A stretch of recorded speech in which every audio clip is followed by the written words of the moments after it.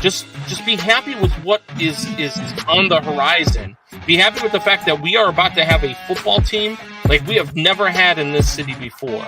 Be happy that we are going to have a football team that for the next 5, 10, maybe 15, hell, maybe even 20 years is going to be talked about as a consistent contender because we have the right people in the front office, we have the right people running the show, and they're going to do things the right way this time. And we've never had that here in Chicago.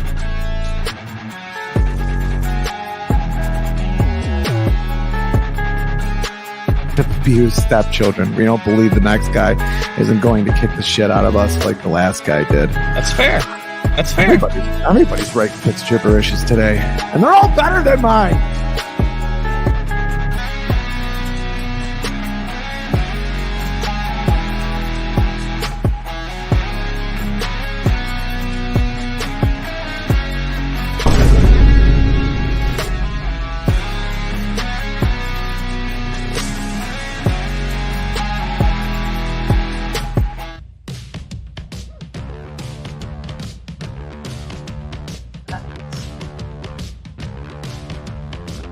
It's a diatribic conspiracy theory and an island in the middle of unapologetic and sometimes inaccurate sports talk. We haven't said anything yet, so I think we're pretty damn accurate.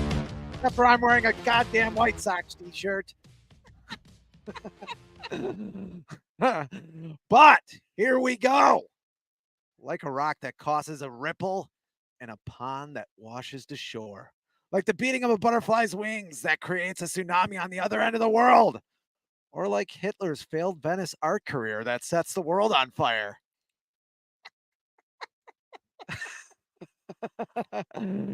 Sports, like life, can be a series of events that makes or breaks franchises. These smaller causes and miniature effects are sometimes barely calculable. Like when Combs takes the Panthers over the Saints in week 1, loses, and has to cut the lawn in spandex. Speedo. Actually, we can calculate that. We just don't want to. Ever. In football, those are the exceptions to the rule. Most times, the moves that are made or not made are imperceptible by the common fan. But this is Fitz gibberish, damn it. We dig deeper than an escort's hands and a trick's pockets here. Jaquan Brisker, the strong safety for the Bears, is a very good player. I'm not saying he's not. He's not the best strong safety in the league, but is arguably in the top 10 at the position. And he's way far off the ball, unfortunately. Not a bad pick, but he was taken over Cam Jurgens, a Nebraska Cornhusker, who is one of the top centers in the 2022 draft. Centers! Cam Jurgens was then snatched up by the Eagles, but the Eagles already had a center in Jason Kelsey. Right? Shut up! Jason Kelsey is now retired, and Cam Jurgens is slid in nicely as the heir apparent to Kelsey and is a mountain of a man at 300 pounds. The Eagles put up 410 yards in their first game, 34 points, and had 25 first downs. For Christ's sake, do the Bears have 25 first downs in the first 2 games? I doubt it. I'll get the production staff on it. They don't. They don't. What did Eagles coach say of Sam Jurgens in his first game at center? Cam had really nice plays, Nick Sirianni said. You know, Cam, there were a couple plays where Cam's getting that initial hit, whether he's working with Landon, their left tackle, or working with Mekhi, their right tackle, and then getting off to the second level. Pro Football, that's end quote. Pro Football Focus said of the draft and Jurgens this year, which his name is also a fine lubricant, that smart teams draft for the future rather than immediate needs. I'll say it again. Smart teams draft for the future instead of immediate needs. I hope Poles is listening. I hope someone's listening, for Christ's sake. Oh, So him having a couple of nice plays, is that the equivalent of her having a nice personality? Yes, that's Okay. equivalent. It gets worse. Unfortunately, in 2022, Velus Jones was taken 77th overall in the draft. Right after Jones was taken, Abraham Lucas, another mountain of a man, was taken. He started 16 out of 17 games in 2022 for your Seahawks as a rookie right tackle. He was seen as the best rookie right tackle taken that year by Pro Football Focus, and some had him as one of the best right tackles in the league. Need I say, one start by a right tackle is better than Velus Jones' entire career. If the Bears drafted Lucas that year, they wouldn't have needed Darnell Wright and could have gotten a starting center for the future. Tackle again. Yeah, I could have. What the hell? Jesus Christ. Lucas might be hurt to start the season, but he should be back soon. And like again, I said, he's better than Velus Jones if he started one game. At last, but very not least, is Tyreek Stevenson, a pretty good corner, showing some promise, even though he got shredded by Nico Collins on Sunday night. Yeah, he did. He was taken 56 overall in a trade with the Jaguars. Who was taken after Tyreek Stevenson? John Michael Schmitz. And he plays what position, Combs? Center. Yes, sir. And Pro Football Focus has him as one of the breakout players this year, trending to be one of the top centers in the league. And I even see people on my Facebook page saying we should trade a third-round pick for him. Look, Jaquan Brisker is a nice player, but great NFL organizations only keep top 3 safeties, maybe top 1 safeties. Tyreek Stevenson is a nice player, but NFL organizations do not keep corners unless they are top 3 corners. And Velus Jones is a bag of dicks on a burning waste barge that's raging out to sea. I feel like that's an upgrade for Velus Jones. Yeah. You know what positions great organizations keep? Offensive linemen. If you were in the top 10 in your position at offensive lineman, you're not going anywhere. You're getting franchise tagged at the very least. This is something the Bears have never grasped, and somehow that filth has leached itself onto Ryan Poles. The history is stunning.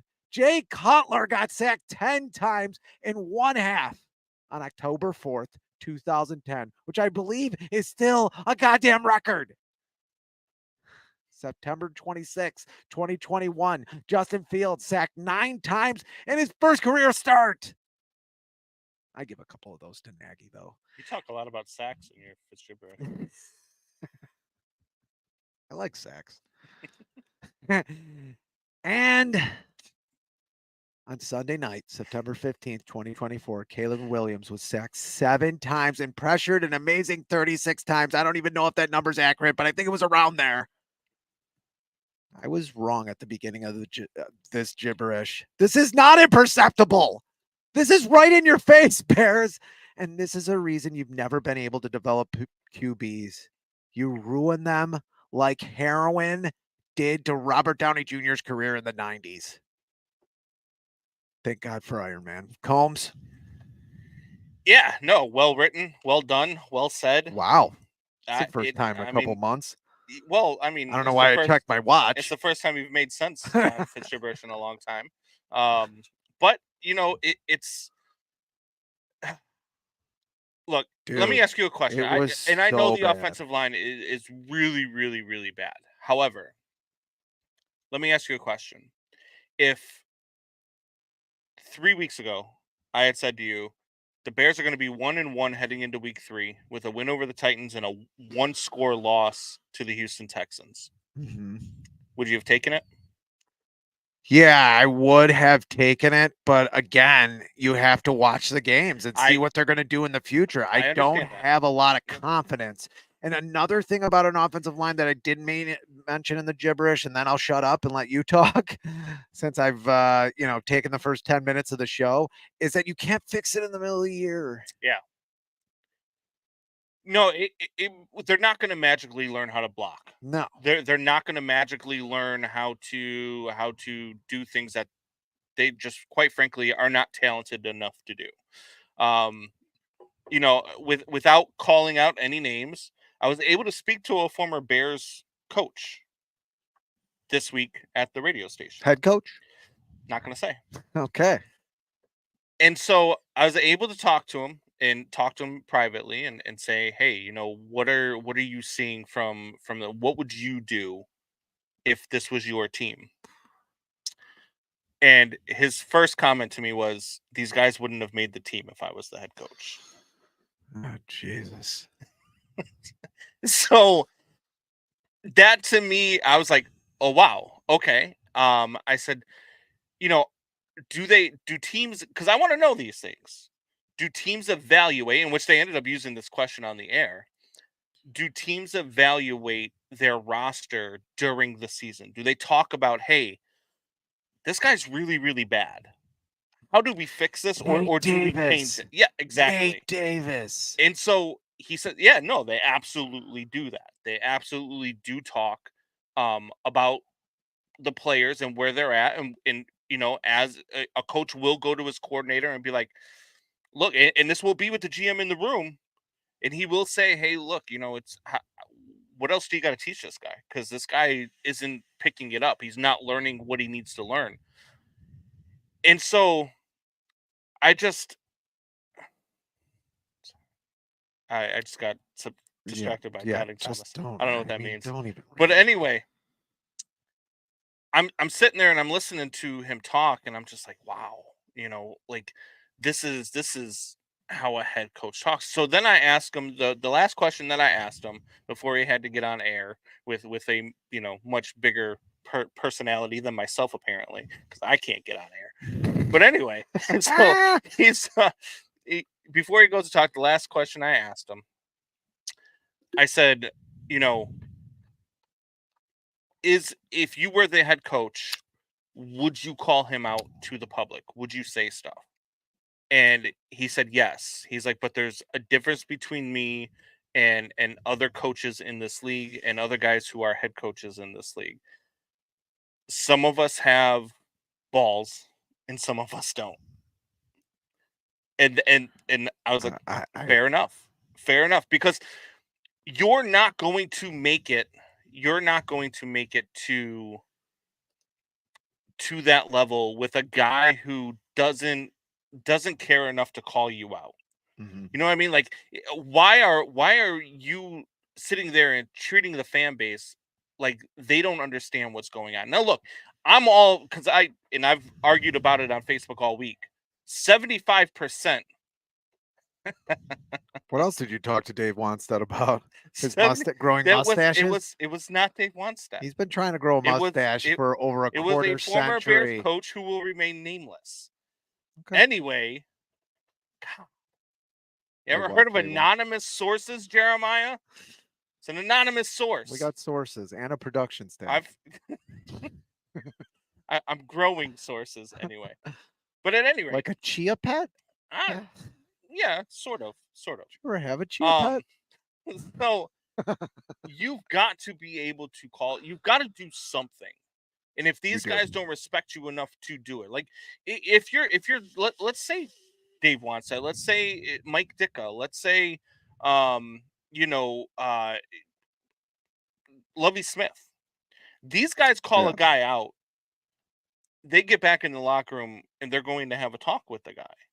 I feel like if Flus calls somebody out, he's not able to talk to these guys because these guys will tear into him. Yeah, the same problems are happening this year that were happening last year. They weren't very good in the Titans game either. Thanks, Shanna. Well, you gotta water them. I just don't think you'd have the attention to the chia pet. Can you pour beer on them? Especially, no, I don't think so. Vodka, maybe. I'll get you a Barack Obama chia pet. I got some Bacardi back there. There you go. Rum. Put some Rum hair on your chia chest. pets. We'll try. We'll try here at the show. We're gonna try. Shanna, promise. Now I forgot what I was going to say, but it's probably not really important anyway. Stay tuned to me mowing Fitz's lawn at some point in a Speedo, and maybe you'll see how much I call a chia pet. Now I know. I remember what I was saying. Freaking talk about a bag of dicks. Yeah, I know you're gonna do the lawn. Can I remembered. Oh, we should just quit. We should just quit the show. I mean, I don't think I'm gonna make it. I don't think I'm gonna make it in this business. maybe we'll talk later about it. Probably not on the show itself. But anyway, this is what we talked about, Eberflus. It's the same thing that happened last year in the Green Bay game and the Tampa Bay game. Let's face it, they got lucky because Will Levis is terrible. He is awful, god awful. He did the same dumb mistakes, and his head coach called him an idiot in front of national television last week. When we went to lunch, it was a very nice lunch. And he's pitching the ball to people while freaking getting tackled. This is the same thing that happened last year and the year before with the same coaching staff, except for some of the coaching staff pulled their dick out on people and got fired. But almost the same coaching staff. Who's pulling their what out on who? Whatever happened last year when the Bears defensive coordinator got inexplicably fired, and then the running back coach was, I don't know what he was doing, sending dick pics. Yeah. We still don't know what they did. But anyway, the same coaching staff kind of. Maybe they were with each other. It's the same thing. It's systemic. Yeah. I mean, maybe they were doing stuff together. It is the same stuff. Look, and I said if I saw this again, I'm done. Eberflus is not a head coach. Yes, his defense is good, so he's trying to save his next job. Yeah. Great, good for you.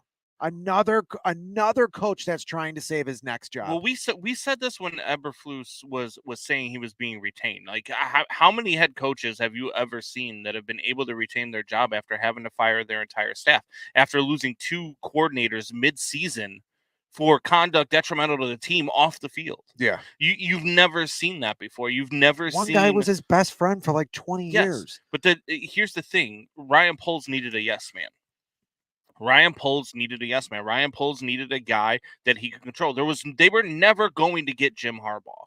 They were never going to get a head coach that because how are the Chargers? Ryan Poles is not bringing in a guy who wants control over the roster, because Ryan Poles wants control over the roster. And I will tell you that Ryan Poles has done a tremendous job at 90% of what he does. The one thing he has been really bad at is offensive line. That's the one thing that we can sit there and look at, and we're like, wow, he does not understand how to build an offensive line. And I've heard it on the radio, and I've said this before in our show, is that Ryan Poles, that's why he's here, wants guys like him. The problem is Ryan Poles was not good. And somebody has to sit Ryan Poles down and be like, look, guy, we understand what you're trying to do. We understand you're trying to recreate your career and make it work, but it's not going to. You were never good enough to be an NFL offensive lineman. You were never good enough to be relevant in this league. So we need you to be smart enough, which you are, to build something that is good enough to protect our quarterback, good enough to protect our assets, good enough to score us 20 points a game. The Bears will be 16-1 with this defense. Yeah, I mean, this defense has given up less points than any other team in the last 10 games. They shut down. They shut down one of the best. I believe the Houston Texans are a top 3 team in the AFC, and I've told you this. I believe that the Texans might have the best defense in all of the NFL. I think that the Bears, that offense is pretty good. They are an entire offensive line away from being really, really damn good. That's a lot, though. That's not a little bit. You don't build an offensive line in 1 year. Like, they're so backed up now. Yes, Jules. This live does mean no McNally's tomorrow. Work schedules. I have to. Yeah, you're supposed to tell people. I know that was my fault. Maybe we're both not good at this. McNally's has created a new flyer, which I will get out there today on the Facebook page. But no McNally's live tomorrow. I ended up getting called into work, not going to be able to make it. And Ryan was too scared to do a show by himself, so he decided we should do one on Saturday. Didn't happen. And so none of that happened. So I am just working. Like you still haven't cut the lawn in your spandex. You're going to be doing it. First of all, 3 inches of snow on the ground. Okay, I'm done. Let's move on. Snow blowing in a Speedo. Yes. Yikes.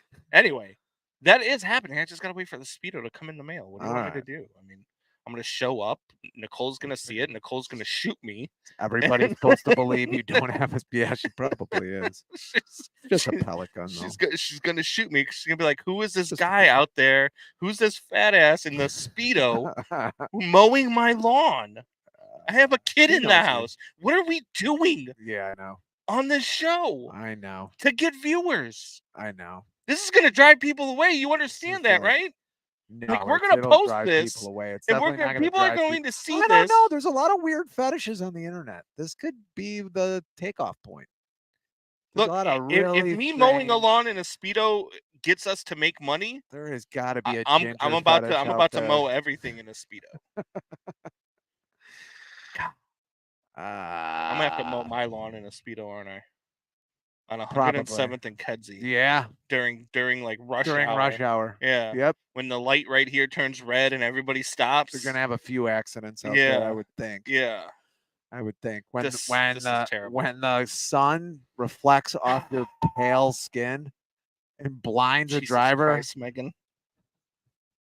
There'll be another Combs in jail. We can't talk about him. We can't because that's the cousin. I get. People will die if you start talking about him on the air. Now I get doubting Thomas. Yeah. Now why is he the crypt keeper? Is that because the bear season is dead? Is that what he's trying to say? Shanna, would you subscribe? I mean, look, if it'll make me I'm money. telling you, there's fetishes out there for everything. I keep telling Michelle, take pictures of her feet and post them. Have you seen that chimp show on Netflix? There's women who sleep with chimps. They're in love with chimps. Yeah, there's women who chimp. It's like chimp whatever, chimp love or whatever. You know what I did hear that made me happy the other day? What? The average horse is 1,000 pounds and has a 20-inch D. So by weight size proportion, what's a D? The average 200 pound male only needs to have 4 inches to be hung like a horse. Is a D an eggplant? Yes. Yes, an eggplant. Are you going to use baby oil when you mow the lawn too? No, I don't have an only. No, that's what I said. Would you subscribe if I had one? Like if we did the show on OnlyFans, would you subscribe? Maybe that's the ticket. Can we do the show on OnlyFans? I don't know. I'll take off my clothes while the show's going. God. I'm out. Yes. This is a lot better than talking about the Bears' offensive line. This is a lot more fun. Things go off the rails sometimes on Combs and Fitz. That's just what happens, especially with our lovely chat. I mean, I can't imagine the people that we have in the chat have anything to do with any of these conversations going astray. No, never. No, they would never do that. No. Doubting Thomas was already talking about your cousin Combs. With baby oil. With baby oil. But I don't even think the show started yet. Diddy did his Diddy thing. I mean, it's what it is. You know what I don't get? People coming after Patrick Mahomes for like a tweet saying, happy birthday to Diddy a few years back. And it's like, here's my arguments that people are like, oh my man, Mahomes, he knows Diddy. And they're throwing it out. It's not just Mahomes, but throwing it out to other celebrities that have been LeBron, all that stuff. He can't rape everybody. I'm like, look, if I it's a lot of rape. If I went to you every day, like say actually this happened to me. I had a guy I used to work not that. I had a guy I used to work with. We were buddies for like 4 years while working together. I would say happy birthday to him. I'd say hi to him in the hallways. We'd go out for drinks. We'd go out to eat lunch. We'd do all that stuff. and like coworkers do, and then he ends up going to prison because he was abusing his kids. Jesus. So does that make me a scumbag for saying happy birthday to him when it was his birthday, or saying hi to him, not knowing all of this was going on? If you hired him to be your defensive coordinator and you were friends for over 20 years, yes, that would make you a scumbag, but not in that case. That's not, exactly. So not I don't have a problem with no. anybody who was saying hi to Diddy or happy birthday to Diddy or was friends with him, not knowing what his life was behind closed doors. Now, if you knew what he was doing behind closed doors, completely different story. Yeah. Completely different story. But I'm not going to believe that all these guys knew what was going on with him behind closed doors. Were they going to his parties? Sure. But were they going up to his room with him? Probably not. You know, I can't imagine that he was able to seduce Travis Kelce. Like, I mean, I don't know. No, I don't think so. No, I don't think so. I'm trying to pull this back to the Bears, but there's really nothing that can transition it over back to the Bears other than the defensive coordinator and the running backs coach having something sexual going on. How worried? You kept the coach, and then the same thing happened again. How worried are you about the Bears? And I'm sorry, look up Justin Fields' Pittsburgh Steelers pass. Miss him yet? Paul Doubting Thomas, miss him yet? They're 2-0. They're two, but see here. Look, he starts fucking balling, and forget about it. This city's up for grabs. But he also only had 117 yards passing in that game. Caleb Williams had 60 more yards passing in that game, and Caleb Williams was getting destroyed on every passing. They scored 13 points, and he had 2 picks because of what we were talking about, the offensive line. He had no time to throw. The one pick that he threw was a stupid pass. That one is completely on him. The one where he's down the sideline, instead of throwing it out of bounds, he tries to complete a pass that you were never going to complete. It was triple covered. And it gets picked off. That's a dumb pass. That is on Caleb Williams, and I believe that's something he's going to learn from. He's going to have to. The other interception that he threw, he was running for his life, tried making a play, and the defender just made a great play on the pass. And like I said, when I went through the history of the Bears, every quarterback has run for their life on this team because they do not invest in an offensive line. I'm not dissing Fields, John. How in the hell are we going to look at this team and evaluate a quarterback again? Are we going to be halfway through the second year going, I don't know if he's good. I think it's because he's with the Bears and because they're freaking terrible on offense. Yeah. Are we going to go through this again? And Shane Waldron, again, I'm sitting here in your basement. I am doubting the fact that I can even do this. And I say they should be in mass protect in a lot of situations. They didn't go to mass protect really at all until the end of the game, and then really didn't even that. And I see, guys aren't open, but you have a lot you've invested in your wide receivers and your running back, DeAndre Swift, who somehow forgot how to break a tackle. And I mean, you need them to get open. I mean, even if there's 2 wide receivers and there's 6 defenders, and a lot of times there was only 5 defenders out there, I want a guy to get open. We gave you $20-something million. I don't want you belly aching on the sidelines. Passing yards in the league as a whole right now are down. Defenses are a little bit ahead of offenses. And this is something that I threw out on Facebook because people were coming after Caleb Williams like he was terrible and all of this other stuff. So I threw out there, look, Caleb Williams last week, week 2, where the Bears lost, where everybody started coming after him, threw for 174 yards. Guys who threw for less yards last week than Caleb Williams were Patrick Mahomes, Tua Tagovailoa, Josh Allen, and Justin Herbert. There were more, like, obviously we talked about Justin Fields, Malik Willis, but I'm talking about like big names. Jacoby Brissett threw for less. But those are the guys who were throwing for less yards. The difference was they won their games. And nobody came after him the way that they did in week 1. Like they did in week 2. Why? Because the Bears won their football game. And it wasn't he only had 90 yards passing in that game. And the offense looked terrible. We talked about it. Yeah. The offense still looked terrible. They found a way to win that game. a la 2006 when they were winning all of those football games with their defense because their offense was inept. I believe that this is going to be a trend, but I also believe that the offense is going to get better as they go. Now, will the offensive line get better? No, but I think that Caleb Williams, the Shane Waldron, the weapons that they have are going to find ways to adapt to the inept offensive line. Faster passes. You've got to start running more slants. You got to start running more cross routes. You got to get rid of the ball a lot quicker. You've got to make them stack the box to be able to go deep, because right now they don't have to do anything because they can rush 4 and still get to your quarterback. They don't have to blitz as much as Houston did. Houston blitzed, and the average time in pocket against Houston was 1.9 seconds. That's not enough time for a quarterback to process anything. That isn't. And I don't care what quarterback you are. Look at Patrick Mahomes when he didn't. What was the year that his offensive line got hurt? I can't process a bowel movement in 1.9 seconds. You have to have a good offensive line to be able to process things. Now, look, are there other quarterbacks in this league that are of lesser talent that are doing a little bit more right now? Yes, there are teams that are playing out of their mind. New Orleans Saints come to mind, and Derek Carr. Right now, they are playing out of their mind. Yeah, I think they're going to come back down to earth. I think it starts this week. Trevor Lawrence isn't playing out of his mind. No, Trevor Lawrence is not playing out of his mind.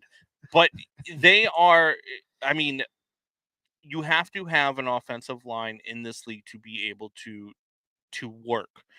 The good thing about the Bears is that they have a top 2 defense, maybe a top 3 defense. I put them right up there with Houston. I don't know if there's a better defense in this league. I think that you could put them 1A, 1B, 1C, 1D. The Bears are just as good as any other defense in this league. They're going to be able to win games with this defense. As a matter of fact, that's what I said last night on BetMGM Tonight when we were making our picks. I said that. I said the Bears defense is going to be able to keep them close enough to win this game. This is probably going to be a field goal type game. Anthony Richardson has been struggling so far in the first 2 weeks. Anthony Richardson looked terrible last week. I don't want another field goal game. What? I don't want to do this anymore. I understand that we don't want to do that. I don't want to do it anymore either. I want to see the offense flourish. I want to see, I want to see Caleb Williams throw for a touchdown or 2. I want to see Caleb Williams throw for a couple of 100 yards. I don't think we have the offensive line that's going to be able to allow him to do that. They've played 2 really good defensive fronts in the first 2 weeks. I get that. You're going to play another excuse. You're going to play another thing with Tampa and the Packers last year in the first 2 games. It's the same damn thing. Jeremiah, DJ Moore got as open as you could get. Caleb missed him. Let's pump the brakes. Let's pump the brakes again. Okay, Jeremiah, let's pump the brakes again. Let's pump the brakes for another season. It's not about. I could have a fucking cardiac arrest tomorrow, for Christ's sake. When are we going to stop pumping the brakes? I'm 43 goddamn years old. I've been pumping the brakes since I was in my early fucking 20s. Megan, they should stop running the ball. No, they shouldn't stop running the ball. But here's the problem. And this was the problem. They can't run the ball. This was the problem last week. You're never. I don't care if you're at home or on the road.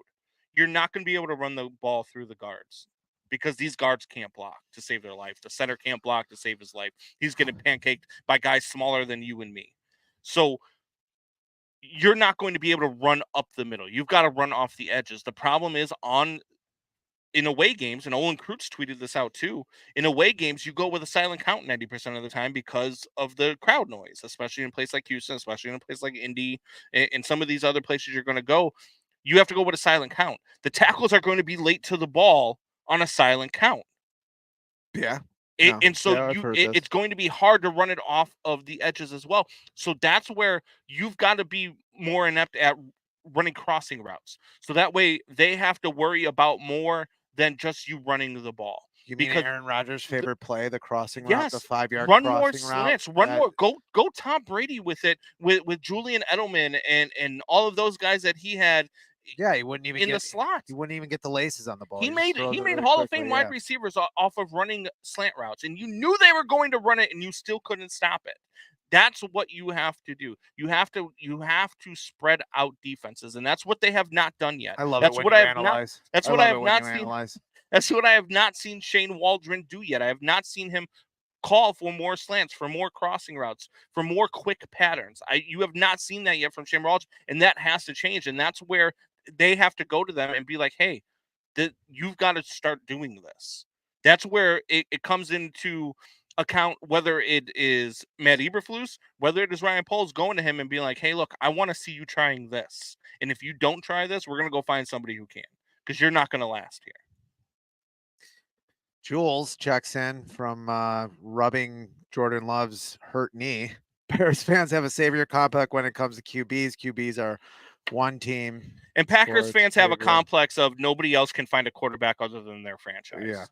And look, the Packers are going to find out very quickly that Jordan Love is not a guy they should have paid all that money to. Jordan Love is a guy who throws off his back, does a lot of the same things that they talked about Justin Fields doing poorly. And there's a lot of that in Jordan Love. Jordan Love had a good half of a season against the really bad defenses that they played last year. And then when they started playing good teams, he did not look good. When they played San Francisco and he threw that interception, they did not look good. Yeah, that wasn't a good interception. So I don't want to talk about the Packers and their quarterbacks and the Bears having – the Bears do not – fans of the Bears, trust me, I tell you, there's one position in this whole team and this whole game that they don't have a complex about. It's the quarterback, because we never expect to have a good quarterback. No, we never expect. The defense was good. I'll give him that. Darrell Taylor looks like a great pickup. Kyler Gordon was, if he could tackle Stroud, maybe they win that game. But was good again. I mean, he's great coming off that corner on those sacks. Sweat's a beast. I mean, they're really good. Billings, obviously, with that fumble late in the game. Andrew Billings, I mean, where did he come from? I mean, what a great pickup. I mean, Javon Dexter, great. Again, he looks like he might be the 3 technique they need, which is really good. As we were talking about drafts, now you don't have to waste a first-round draft pick on something like that. Yeah, Dexter looks good. Thanks, Jeremiah. Look at, we're kismet, Jeremiah. Finally, our minds are working as one. You're kissing. What? Kismet. Oh, it's like a Jewish word. Maybe you're Jewish. Yeah. Oh, glad I brought up Hitler earlier in the show. I see the resemblance now. You're Jewish. People have asked me. Unbelievable. I'm so sick of you. I was just trying to give people a side shot of that schnoz. You act, you were doing good for about 5 minutes. And then this.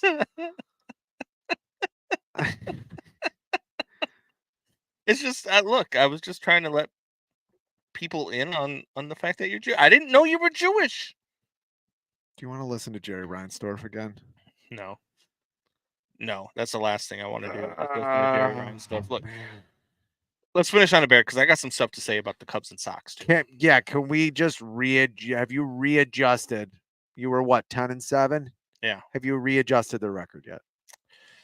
No, I'm still at 10-7. I think that they win this week.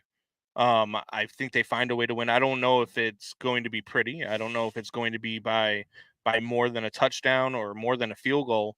I think it's going to be another defensive game where the defense bails them out again. Unless they magically figured it out, unless Shane Waldron magically learned how to use this offensive line. I think it's going to take a couple more weeks before you start seeing some real growth there. And I think the defense is going to bail them out, and that's fine. Look, a win's a win in this league. I don't care how you get it done. A win's a win. Is there any bye weeks after the second game of the year? No. Does that ever happen? Okay. No. They have a bye week 7 though, right? They got an earlier bye week. One. They need it freaking desperately at this point.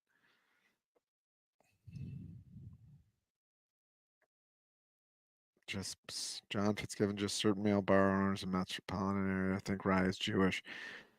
Yeah, I was hit on by the Chippendales bar owner in Boston about 20 years ago now. Hamburger meat you got coming out of your shit. Yeah, that's what it is. It's kind of like, I call it cinnamon. See, but you can grow a Pia Pet. Yeah, I sure can.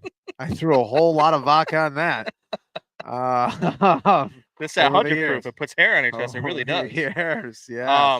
Yes. But no, look, I think that the Bears are going to. I still think 10-7 is reachable for this team, and I think that you're going to see growth. Caleb Williams is too talented. Caleb Williams is too smart of a quarterback to continue to do the things that you're doing. But you can't ruin this kid again. Are we going to be able to evaluate him this year? I just that's my problem. Yes, is it going to be the same as the last two quarterbacks, where you're like almost done with the second season? You're like, I don't know.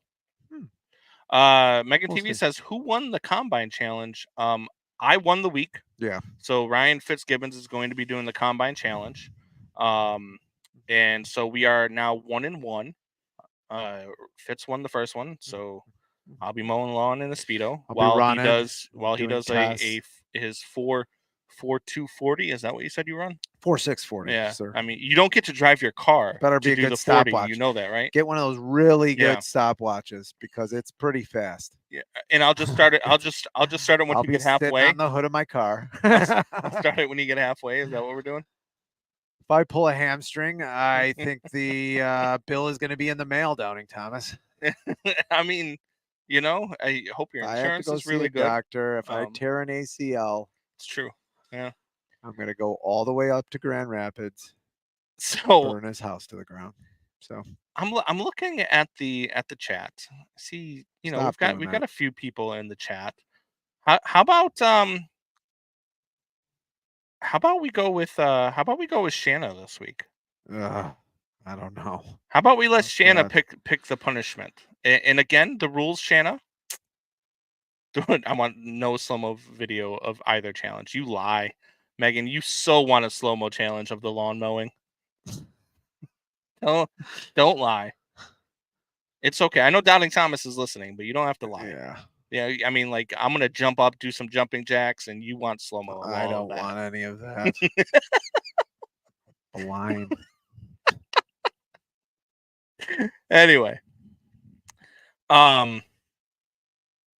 Oh, she says I want slow mo video. I read that wrong. That's your wife. My wife with vomit emojis of me doing jumping jacks in the Speedo.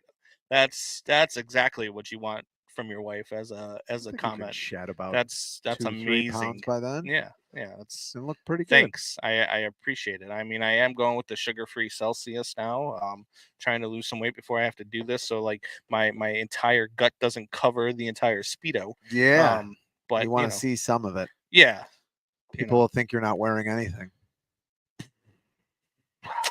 Yeah. So anyway, it's not leather chaps. Yeah, they chafe.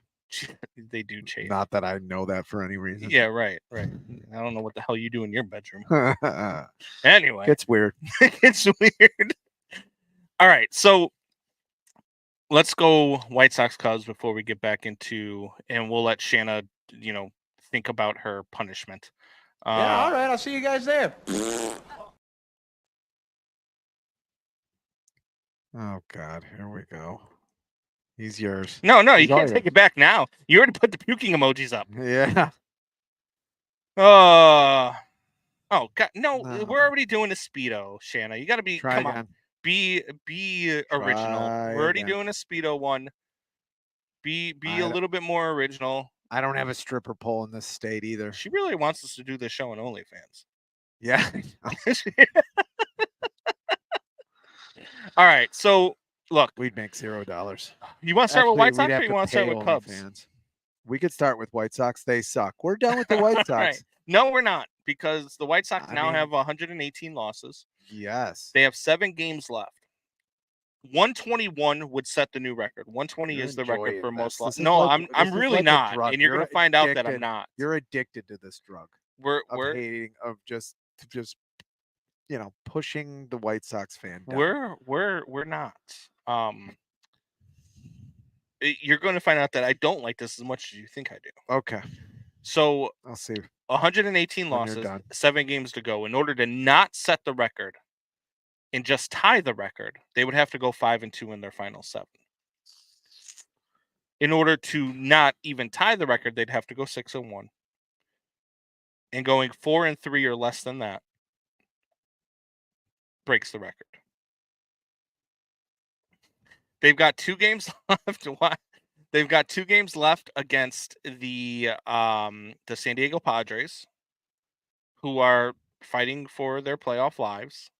Aren't they ahead? I think they're going to make the playoffs. I think they're up there with Arizona, but I think that we should know this. I'm sorry. Sorry, fans. The show. So they've got 2 games left with San Diego, fans. 3 left with the Angels, and 3 left with Detroit. 5-2 is not out of the realm of possibility, but my feeling is that after having to face Perez and Darvish over the next 2 days, you're going to have to sweep those final 2 series. Yeah, that's not going to happen. And they have 8 games left. I'm sorry, not 5. It's over. Or 7. It's over. So it's over. They're the worst team in the history of baseball. The record. Worst team in the history of baseball, and they're not even getting the first pick in the draft. They're getting the 10th or 11th pick in the draft, which should be fun. Yeah. They'll probably pick another pitcher who's going to have Tommy John surgery and not be good for like 4 or 5 years. That's probably what's going to happen. White Sox have a higher winning percentage than Combs' fantasy football team, huh? Not doing too good. No, I'm 1-1, first of all. I mean, Doubting Thomas beat me last week. Oh, he did he? Maybe that's why he's put it up. Probably why. Did he clobber you? No. You know what's funny is that he beat me. Clobber you? No, he beat me by like 20 points. Did he clobber you? But it was my team had a really bad week last week too, though. Oh, is that what it is? Well, yeah. Maybe it's user error. Could be. Could be. How's your record? Could be. I'm 2-0. No, let's bring it up. Let's bring it up. Let's not take bring a look it up. Let's take a look at let's not bring it up. Let's take a look. Fool of yourself at fantasy. No, we'll bring it up so people can see. Bring it up. Hold on. I'd rather not bring it up. we're gonna bring it up. You said that you are. I got 2 different leagues. I can't keep track of anything. I'm barely ever on the app. I don't even know how to use it. I'm like a freaking old doddering fool all of a sudden. This all happened in like a year and a half. Or maybe COVID did it. Can I blame COVID? No. Can I blame the vaccine? No. Damn it. Can I blame? I blame mean, alcohol. That's fine.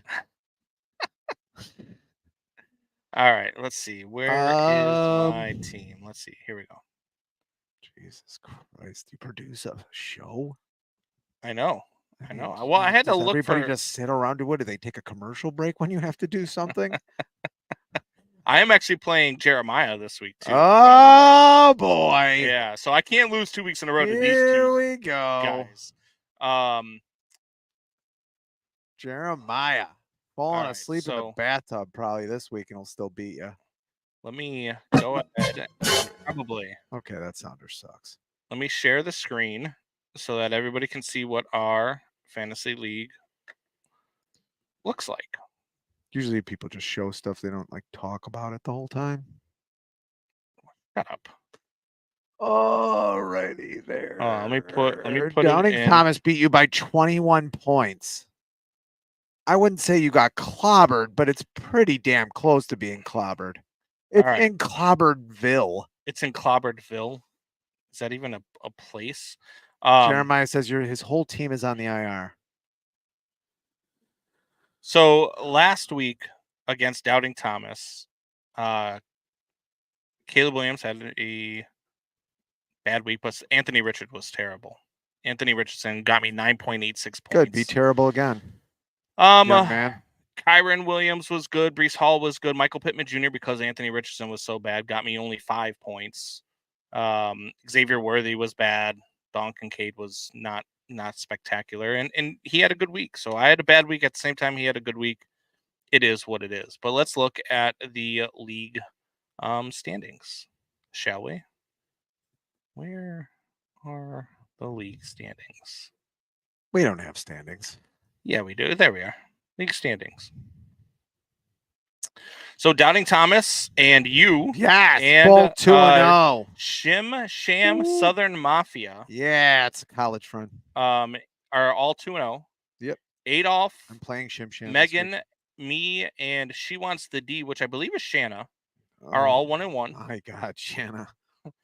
And what the hell? Teddy and the McCormick, our guy over at Dad's with Bacon, and Double Doink are all 0-2. Double Doink is my son. All 0-2. Yeah, they call me Bacon. They've got 20% playoff chance. Whew. Yeah. That's tough. So this week, another Packer fan. Let's see what the scoreboard looks like so far this week. Right now, I started out with 18.3 points from Breece Hall, so I'm up on Jeremiah already. Long way to go though. I'm projected to score 118. He's projected to score 115.9. So it's gonna be a close game all the way through. She Wants to D is facing off against They Call Me Bacon. Projected total, so she's projected to win that one. Fitz Gibberish is so somebody's gonna get their first loss. However, the projections do not look good. Shim Sham South is projected to score 87.9. I have the Jets defense, baby. 136. How is this possible? Aaron Rodgers is back, even though he doesn't play defense. Shim Sham has Lamar Jackson, Josh Jacobs, Ramondre Stevens. I have him in my big money league. He got me negative 0.7 points. Wow, that's pretty good. On they were terrible. They did not go to him at all, as much as I thought that they would. Kind of like Quentin Johnston last year. Shim Sham, just a bit of advice. I would start CJ Stroud over Lamar Jackson this week. Just gonna say that. Yeah. However, the Ravens are 5-1 lifetime against the Cowboys. Okay. So, but I think CJ Stroud against anybody is always the better go-to there. So I'm just trying to help. I'm just trying to help you beat Ryan Fitzgibbons. That's all I'm trying to do. Yeah, I think he's going to need a lot more than your help, and I think you hinder more than you help. When you try to help. Double Doink and Teddy are both 0-2. They're facing off against one another. Teddy is projected to win that one. He's already had Garrett Wilson and Greg Zuerlein go. Nobody from Double Doink has played yet. And Megan's Magnificent. Oh, look at this. The couple matchup. Megan's Magnificent Team versus Doubting Thomas. Oh, wow. And Megan is projected to win. They're together? I did not know that. Well, yeah. You didn't know that? That's going to be... You didn't know your sister was married? That's going to be... No, I just felt like my niece grew like a chia pet. Oh, okay. Like Fair. The theme of the show is chia pet. Yeah. I haven't set my lineup yet, says Jeremiah Murray. I mean, that's what everybody says when they start losing. Yeah, I haven't set my lineup yet. I didn't look at it. I was tired. I fell asleep in the bathtub. Yeah. I haven't made any roster moves. I haven't done anything. But anyway, I don't care about fantasy anymore. Megan says that's not my team. It's just somebody else named Megan. Oh yeah, right. A friend. Oh really? Megan. Yep. Oh. Yep, old friend Megan Marcasic. I beat her though, so I think Doubting Thomas is going to beat her this week. Well, I'm sorry that I ruined that. Her and Doubting Thomas were seeing each other. That's my bad. Yeah, you probably. I probably just ruined a marriage. You probably did. Oh God, that's all right. They'll get back together. Maybe. Oh God. Loser has to get their chest waxed. We're gonna do this again. All right. Okay. I don't have any hair on my chest. I don't have any hair on my chest. It's poking through your shirt right now. You shave. It's obvious. I definitely don't. Okay. But I've definitely got hair on my chest and it's gonna hurt. So I've got to win this week. Anyway, that's a good punishment. I hate that. I'm not asking the entire chest. Let's go back. Let's go back to the White Sox. Any chance that they don't, any chance that they finish 6-2? No, there's no chance. There's no chance. Even with Garrett Crochet, I think pitched his last game. He was pretty good. He pitched 4 innings. He had 8 strikeouts. He was dominant again. Detroit's been good lately. Nasty stuff. Yeah, Detroit. Yeah. I had them winning the division, but they didn't start off well. They got in a hole, almost impossible to dig out of. But they played well this half. Yeah. They might be the team to beat next year in this division. But man, Cleveland just keeps playing well. Yeah, I really have nothing to say. I think I said most of it last week. Jerry should sell the team, and probably die ungracefully, if that's possible. Maybe die in that stinking bag of dicks burning hit barge that's raging out to sea with Felix Jones. But Other than that, yeah, I got nothing. 9 Sosa looks like he'll be a good player. I mean, they got a couple good players. They have a pretty decent farm system, very pitch heavy, and they can't hit the ball. So I don't see this turning around in a year. There's no end in sight. There really isn't. There isn't. I mean, they got to get a whole. I mean, chances are they trade Crochet in the offseason. Ex-players that have left, an ex-player that left, he's anonymous, but he said they don't do the little things or the big things right, which that would cover all the things. I think that covers all the things. So on to the Cubs, who are going to be 83 and 79 for every season for the rest of your life and never make the playoffs. Megan says, I want that in slow-mo too. Thanks, Shannon.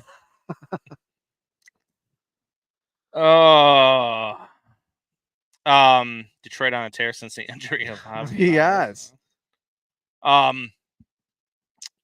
Yeah, there's no end in sight for the White Sox. Black hole of baseball. I think it's going to get a lot worse before it gets better. It's hard to imagine that it gets worse than the losingest team of all time. Yeah, I mean, once you're at bottom, I guess there's only one way. Yeah, well, I mean, you could lose more. You could. I guess you could do it. I don't know how. I think it's almost virtually impossible. You can do it on back-to-back seasons. I look for the Cubs, okay, and I kind of went off on them a couple weeks ago, and I'm by yourself, I'm probably or going to do the same thing on this show. Okay, I'm going to check back. I actually clipped it and made it a part of my demo because it was production staff. Decent stuff. I am the production staff. So look, I don't know what they're going to do this offseason. I really don't. I'm at a loss for what Jed Hoyer has built. And I said this last week. Jed Hoyer's bullpen is Ryan Poles' offensive line. Just tried to piecemeal it together. Yeah. As cheap as possible. Try to get guys who you think could be better than what they are, and be surprised when it blows up in your face. Now, look, the bullpen has been better in the second half of the season. I will give you that. They've put up better numbers, but they couldn't have put up much worse numbers than 19 blown saves in the first half of the season. Yeah. Win 7 of those, and you're in the wild card. It's like you know what I mean. It's like the Sox winning 64 games next season and saying that they've improved. Yeah. Exactly. Yeah, I mean, I've done that too. So I don't know where they go. Look, where I would like them to go is somewhere I don't believe that they'll go. I want them to go after Juan Soto. I don't know if the Yankees let Juan Soto go. I think that they'd be dumb to let him go. They need to do whatever they've got to do to keep him in New York. But it was interesting the other day after he hit his 40th home run. It was the hit it in the ballpark. I forget where it was at, but it made it so he had hit one in every ballpark. And his comments afterwards, which in the middle of a pennant race, to make these comments, I found it quite interesting. His comments afterwards are, well, now I've hit one in every ballpark. It makes it quite interesting for my free agency. So yeah, maybe he's not anticipating staying in New York. I don't know if the Cubs will spend that money, though. I really don't. I don't believe Jed Hoyer has the balls to sign that contract. I just don't.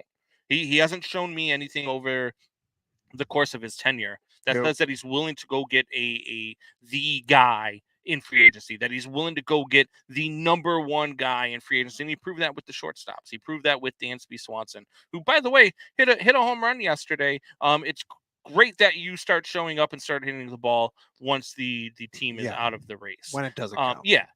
And so I don't know what they've got. What I would like them to do is trade Ian Happ. What I would like them to do is trade Jameson Taillon. What I would like them to do is find what they're going to do, and it can't be right field, with Seiya Suzuki. Is he going to be your everyday DH? You've got to let go of these guys like Patrick Wisdom and Miles Mastrobuoni. These guys cannot be a part of a major league roster that is contending for a division or a World Series or anything more than to not just be a mid-level team.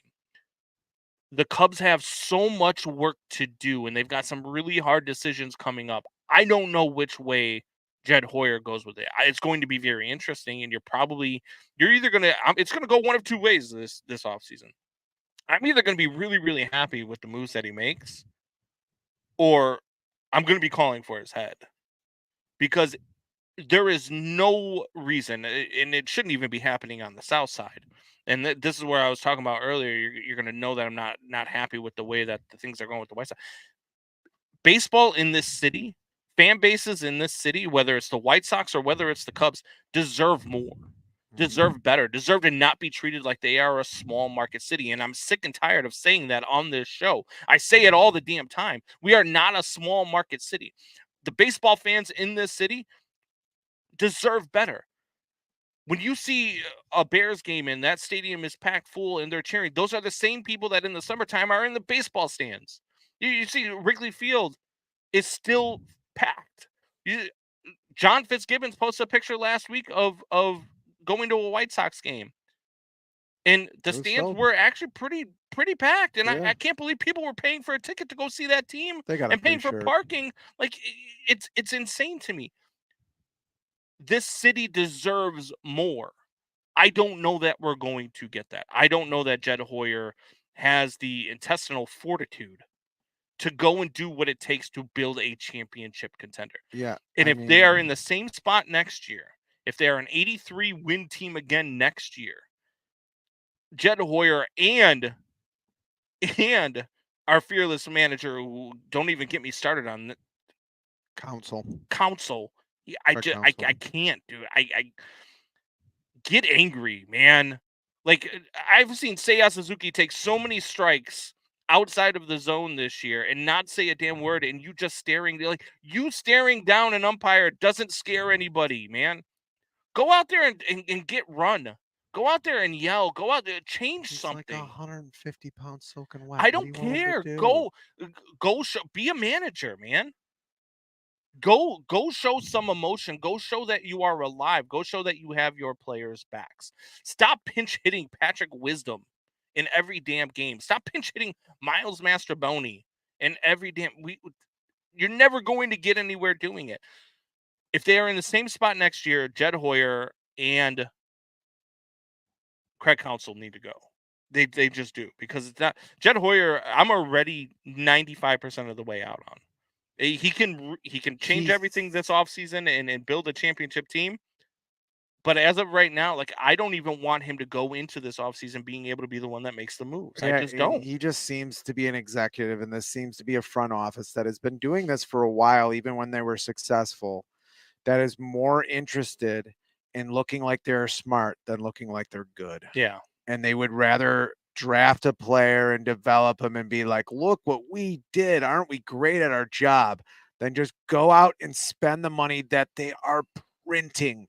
Yeah. On the north side. Jules says halfway to St. Patty's Day game, it's always a hit. Irish. Yeah. Things. Yeah. Yeah. No, look, St. Patrick's Day, Southside Irish Parade, all that stuff. That's why the park was full. I mean, I have an Irish thing. I mean, I get it. He'll get the Temu version of Soto, biblical losses. I mean, it wouldn't surprise me. You go on Wish and ask for Juan Soto, and instead you end up with Patrick Wisdom again. Patrick Wisdom on an extension. Let me think. The equivalent of maybe a poor man's Juan Soto. How about an Andrew Benintendi? Yeah. You want him? No. You can have him. No. He's going to hit 20 home runs this year, Brandon. He did hit 20 home runs. I think he did already, hit 20 right? runs. Yeah, I think he did. You can have him. He's lefty. No. He plays the outfield. Look, I'm telling you, the Cubs have to go and get the big sweet swing bat. If Juan Soto is on the market and doesn't stay in New York, the Cubs have to be the team that lands him. They just do. And if they don't, then that is a loss. That is something that should cost Jed Hoyer his job right then and there. Unless if he stays in New York, fine. Because if I'm the Yankees, I'm extending him before the playoffs starts. So another year with Jed Hoyer.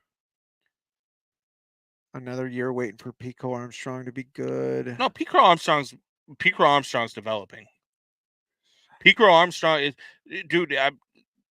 Pico Armstrong has gotten a lot better. And I've turned because I thought he wasn't going to be able to hit. He's hitting now. Kind of looks like Corey Patterson to me. No. I'm telling you, he is developing into, and I know what you're doing, but he is developing into what am he I is doing? developing into the center fielder that they thought that he was. He already has. He already has. It's the books that closed on him. He's a star. He's going to be a star in this He's league. going to be a star in this league. He's going to. He Can might we win pull a up the He might win a stats, Gold Glove production this year. staff? He might win a Gold Glove this year.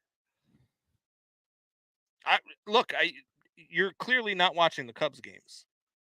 You're clearly not watching because he has turned it around and then some. Turning it around. Like turning it around. Those are his minor league stats. Let's get out of here. Turning it around. Yes. What's he batting now? 240? 245? 243. His on-base percentage is 291. And entering his on-base percentage is 291. Right, but entering into played 115 games. He has 10 home runs. But entering into August, both of those numbers were in the 100s, is what I'm saying. He has figured it out and he has turned it around. He has brought it both of those back up. He was hitting 180 entering August. Okay. You know what I mean? So he found it. He got his confidence back. And I'm telling you, just doesn't make him a star. Watch the final week of the season. Luis Robert hit 38 home runs last year and was runner-up for the Gold Glove. And he's never going to hit 38 home runs. Okay. You're never going to get 38 home runs out of. But that's not what he's there for. He's going to be a 15 to 20 home run center fielder who plays well above average center field. I'll take that. And hits about 260, 270, and he's going to be their leadoff hitter next year. With an on-base percentage of 291? Again. I'm not going to take. He has raised that on-base percentage over 100 points baseball, in a month. I'm not going to take a 60-game sample and extrapolate a career out of it. Okay. I need this guy to pile some years together, and maybe I'll look back at it and say, you know what, Brandon? I was wrong. You can't compile years together in 60 days. I'm sorry. I know. But I need to see it over a long period of time to say not in baseball. Not in baseball. Then how do you determine whether or not to keep a rookie? Anybody could be good. Yeah, I mean, you still develop them. Is Jackson Merrill going to be a star? I'm not going to say. Is Jackson Merrill going to be a star? Can I back up a little bit here? I'm not going to extrapolate an entire career out of 60 games. Just like I'm not going to give Jordan Love $50 million a year because he had 8 good games and played good against the Dallas Cowboys who shit on themselves every year in the playoffs. The same thing I'm not going to do in baseball. It's even more. Almost every player out there, almost every player on a 40-man roster has had a good 60 games. Is Jackson Merrill going to be a star? He's in his rookie season. Is he going to be a star? Is Pico Armstrong Jackson Merrill? I mean, is that what we're saying here? Where I'm getting at is that you said you can't make a career out of just one season. So Jackson Merrill, you can't make a decision on him. Games. It's a 162 game season. Now okay. I'm just saying. Okay. I said 60 games. Yeah. I said 60 games. Do you want to rewind it? So because Pico Armstrong wasn't called up until June. Do you want to rewind the game? And he struggled when he first came up and then figured it up and turned it around. I mean, do you want to rewind the show? 60 games. You cannot extrapolate a career out of 60 games in baseball. You can't even in a year. Yeah, you don't even know what 60 games are because the White Sox don't even have. Robert had one of the best center fielder years in White Sox history, at least probably Chicago baseball history. You would kill for 60 winning games on the South Side. Andrew Benintendi's had a good 60 games. I'm not saying he's great. You don't want him, do you? Has he had a good 60 games? Yeah, go look it up. Go look it up. How many wins the White Sox have in those 60 days? It doesn't matter. How many wins? It's a baseball game. It does matter. It's a baseball game. Shohei Ohtani was the best player in the league, and the Angels sucked. Mike Trout was the best player in the league for a decade. The Angels sucked. Next question. All right. Are you ready to pick the games?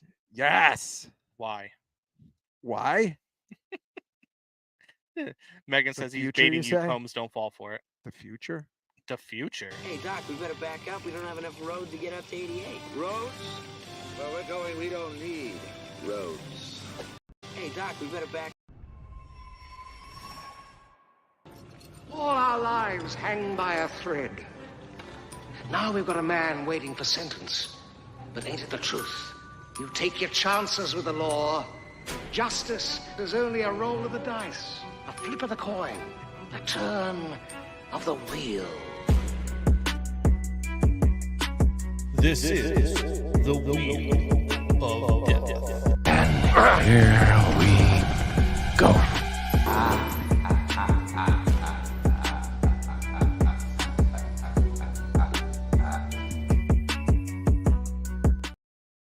All right. Wheel of Death time, and this week's punishment is getting our chests waxed. Wow.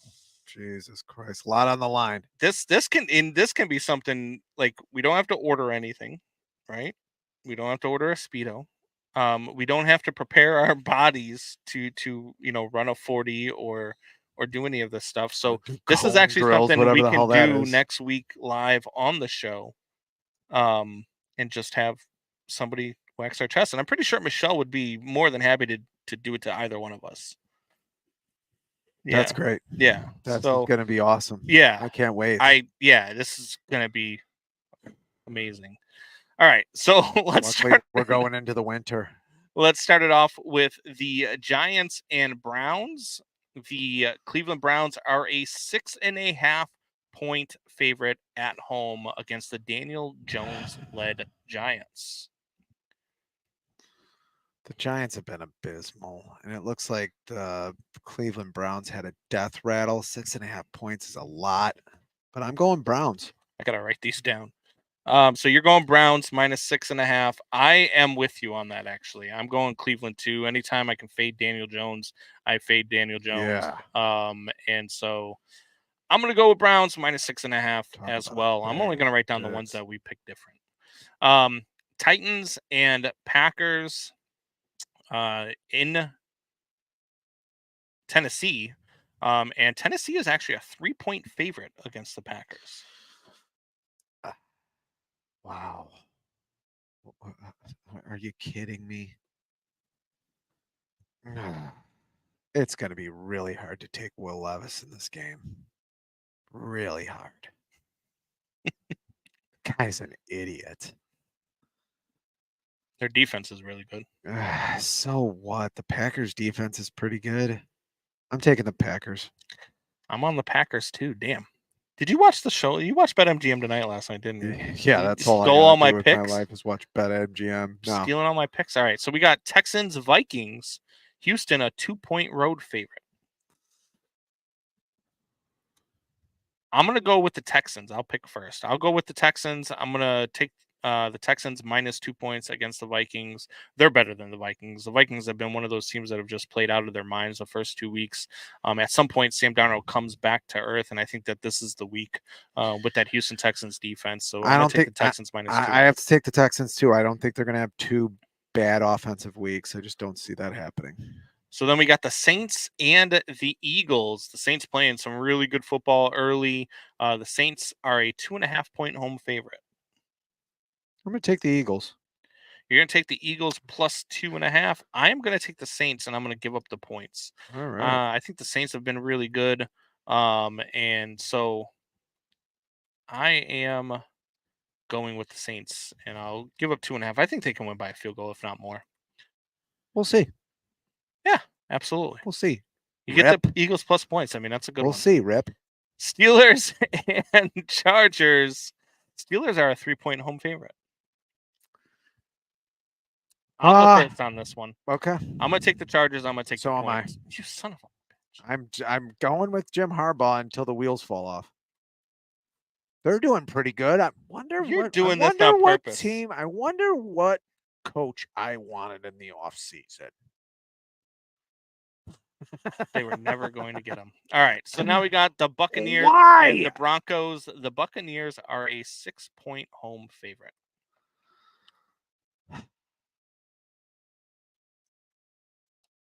I'm taking the Buccaneers. I'm a Baker Mayfield fan. Buccaneers minus 6. That's also the way that I went with it. No, you didn't. I swear to God. I've got all my picks written down over there. All right, I'll go look at them after the show. Go ahead. I got Buccaneers minus 6, and here's the reason why.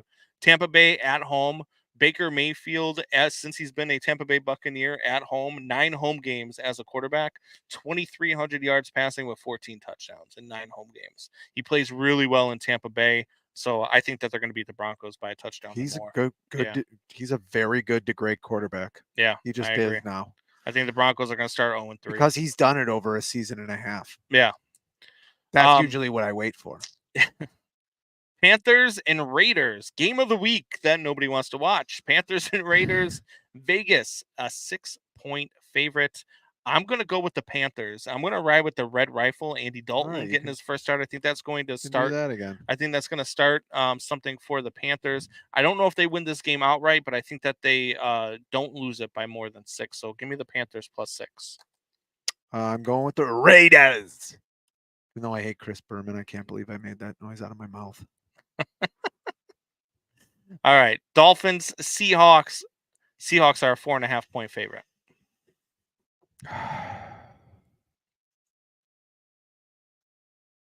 And who was the Dolphins quarterback? Some dude? Tyson Bagent's dumb cousin? No, they went and got didn't they They went and got Russell Wilson? No, I'm because pretty the Pittsburgh sure Steelers have a quarterback I'm pretty now? sure they went and got Tyler Heineke. I'm pretty sure. Let me double check that for you. But if not, they've got the kid from Kansas State. I can't remember his name off the top of my head. Skylar Thompson. Yeah, this is Skylar Thompson. They did not go and get somebody. Sounds like a player. Are you sure that's a quarterback and not a player for the WNBA? No, Skylar Thompson. He was a pretty good quarterback in Kansas State too. He's pretty elusive. Did he play for the Indiana Fever over there or the Chicago Skyscrapers? I mean, Jesus Christ. The Dolphins are a 4.5-point underdog. You're going to go Seahawks -4.5. I'm going to ride with the Seahawks as well. You're an asshole. -4.5 points. The Dolphins are actually 2-3 all time in Seattle. They have a losing record in Seattle. It's a tough place to play, man. I can't go against the Seahawks -4.5. It is a tough place to play. Even with Tua, I might have gone with Seattle on that. Ravens Cowboys, interesting game. Ravens are 0-2. I don't know if I'm I not can going to look see at the points. I'm going Ravens. It's only a 1 point, so it's basically a pick. Yeah, basically a pick 'em. Yeah, I'm with the Ravens here too. I can't pick a Harbaugh team to go 0-3. Yeah. I think the Ravens figure it out this week. The Cowboys got destroyed last week by the Saints. Yeah. And I think that the Ravens are going to do the same because they can run the ball all over. Oh, yeah, we've got a lot of over. games. We've only got 2 games we've picked. If we tie, we both get waxed. Oh God, what? That's what Shanna said in the comments. No, that's not a thing. We have a tiebreaker for a reason. I don't remember what we did for a tiebreaker, but we had a tiebreaker. Lord Licorice says Dub Bears. Niners, Rams. Okay. Niners and Rams. The Niners are a 6.5-point road favorite. Rams are 0-2. Niners 1-1. Ugh. It's going to be tough to see the Niners go 1-2. But I really like Stafford, man. They're 0-2. Is he hurt? Stafford playing? He's questionable. Oh boy. But most likely he'll play. Go Niners. You're going Niners? I'm going Rams, and here's why. It is a 6.5-point spread. I get 6.5 point with the Rams at home in a divisional game. That's just too much points to give up in a divisional game. I like your train of thought. I hope you like when you get your fucking chest waxed, you fucking girl. Jeremiah, speaking of women, won $340 on a WNBA parlay the other day. Attaboy. Good for him. You play ball Get like a new girl. Yeah. Anyway, Lions and Cardinals. Lions are a 3-point road favorite at Arizona. Who is it? Lions Cardinals.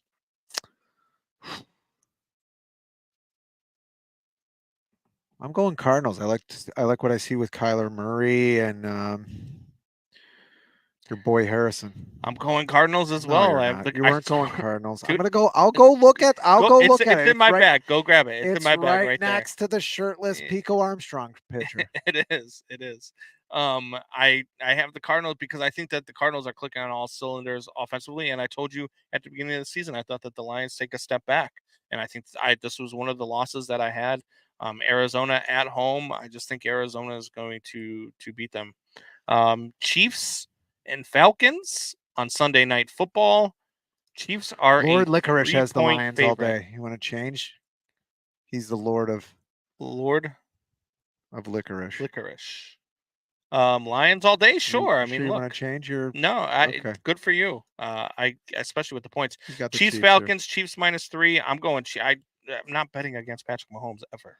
Yeah, and I'm not betting for a guy who loves Creed either. Yeah, Kirk Cousins. They did win last week on Monday Night Football, but I think it was a Kirk Cousins can't walk. I know it's hard for Kirk Cousins to win on prime time, but they did do it on. He doesn't move.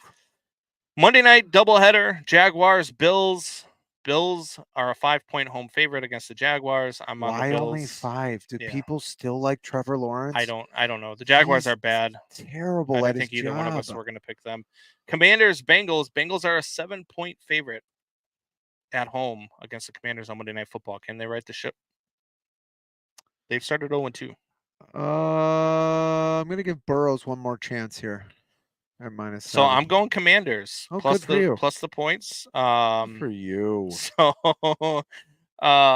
So we've started to get them. This is going to be great. Yeah, this is going to be great because you are doing it this year, buddy.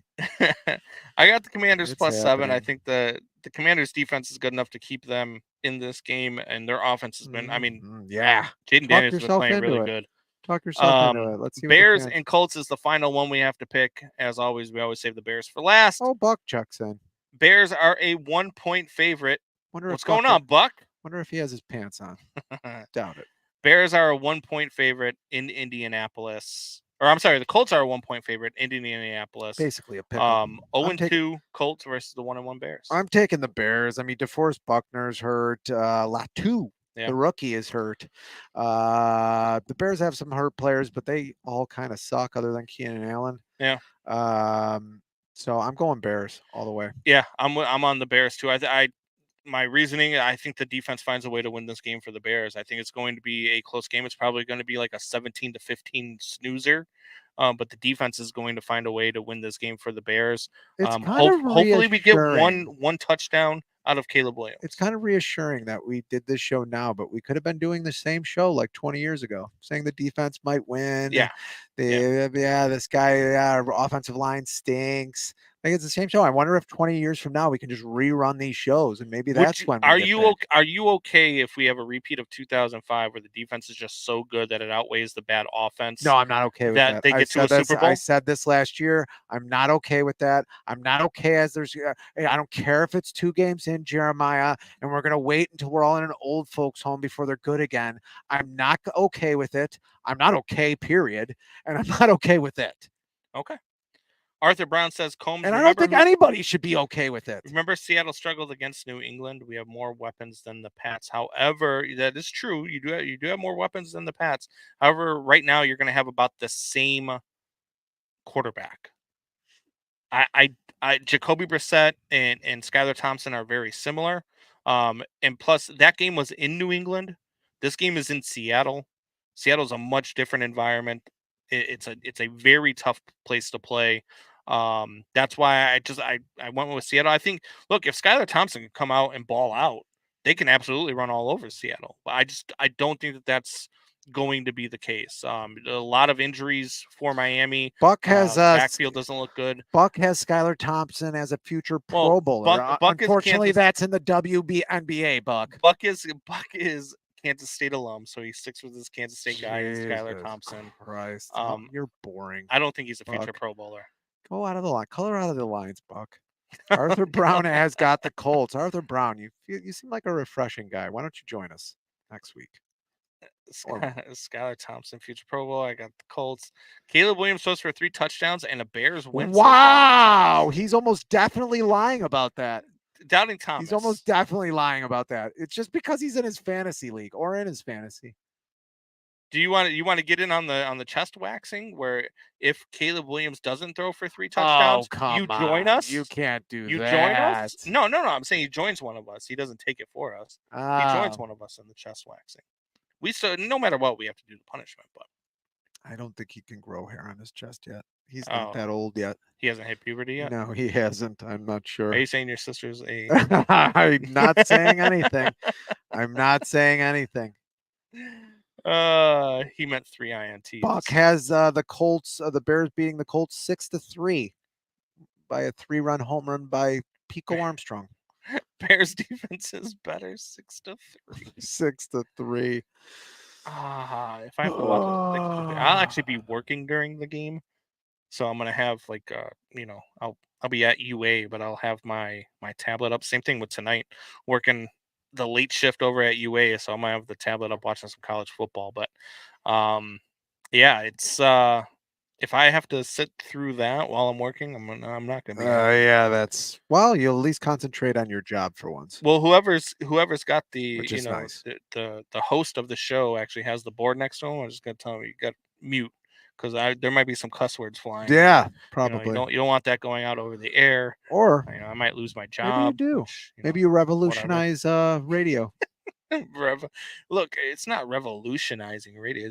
I actually said this to Mitch Rosen, who is the big wig over at 670 Score and Odyssey Radio. He does a great job over there running the station. But fans want people who talk like them. Yeah, that's what people want. Everybody to listen to now. They want to listen to guys that talk like them. The guys that every once in a while they're going to cuss. And it's just not talk like point counterpoint. Yeah, exactly. And not just like disagree for fun. Right. When their heart's not in it, because people can see when you're not telling the truth or being honest. That's why podcasts have taken off so much. It's because we're not bound by anything. We don't have to. We can say whatever the hell we want to say, and nobody can cancel us because we own ourselves. And no one's really watching. That's true. We got at least. We got 10 viewers live good. Right now. We're doing pretty good. I'll come, but I'm bringing my own baby oil, says Doubting Thomas. That's fine. Lord Licorice says exactly. I don't know if that's about being honest on air. I think that's about what fans want to hear. Or the baby oil. They want to listen to us.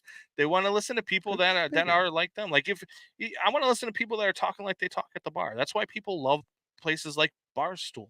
I almost threw up in my mouth saying it, but that's why people like that place, is because they're honest. They have these shows that are honest.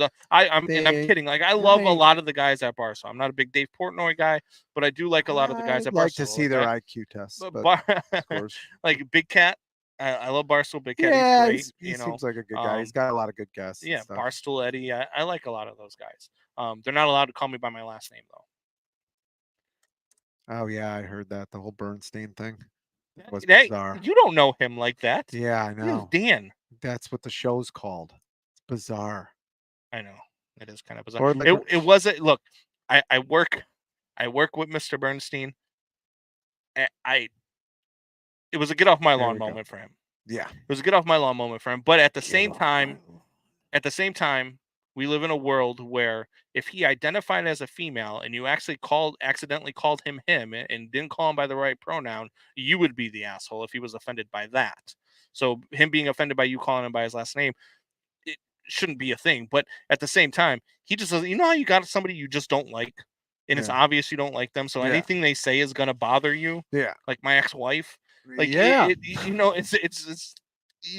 and wives.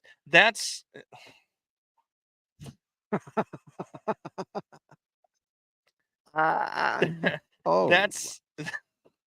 That's why you know what I mean. So that's what brought that out of it. Dan Bernstein is a great guy. I mean, he does a lot within the community, does a lot with charity work and all that type of stuff. So he's a great dude. It just got blown out of proportion, and Dave Portnoy wanted to take it to a different level because it clicks. Clicks. I mean, it did get clicks. I mean, it got a lot of clicks. It got people calling the station, calling other hosts calling into other shows that Bernstein's not even on, just to call it one of the hosts by their last names. It's like, you guys sound childish. Yeah. Like it just doesn't make any sense. So, Miss Peaches is better than Dave Portnoy, according to Jules. I don't know who Miss Peaches is. It's David Portnoy's dog. Oh, okay. I did not know that. Yeah, Dave Portnoy would be a guy that has a dog named Miss Peaches. Yeah. Yeah. Sounds about right. Yeah. pretty much. Don't get sunburned with the baby oil. Wait, what? People used to. What is going on with baby oil? So I don't know the whole story. I don't What's either. the baby oil thing with Diddy? I don't want to know.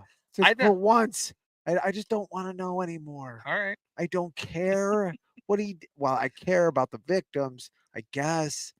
I mean, but I just don't care anymore. Well, that's another thing I don't understand, because from what I've heard is that some of the like people were other. No. I don't want to know about.